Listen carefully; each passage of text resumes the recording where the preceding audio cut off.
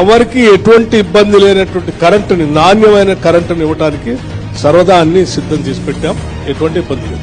మీ ప్రభుత్వం వచ్చిన తర్వాత కరెంటు విపరీతంగా పోతుంది సార్. కరెంట్ కట్ అనేది బాగా పవర్ కట్ అనేది బాగా పోతుంది.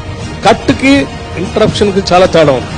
మేము మా ప్రభుత్వం వచ్చిన తర్వాత ఇంతవరకు ఎప్పుడు ఒక్కసారి కూడా కట్ చేయలేదు. హైదరాబాద్ కరెంటు పోతే అరగంట దాకా రాని పరిస్థితి ఉంది. మీకు ఎక్కడైనా కరెంట్ కట్ అయిందని మీరు అనుకుంటే అది కట్ కాదు, ఇంటరప్షన్.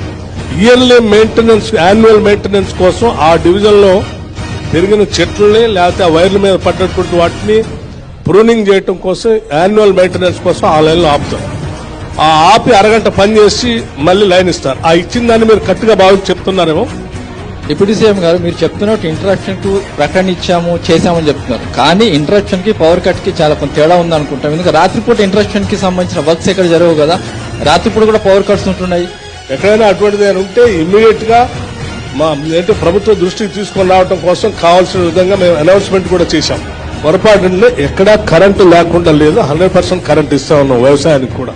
గ్రామీణ ప్రాంతాల్లో రైతుల నుంచి వస్తున్నటువంటి స్పందన కరెంట్ లేదు, కరెంట్ లేదు, కరెంట్ లేదు.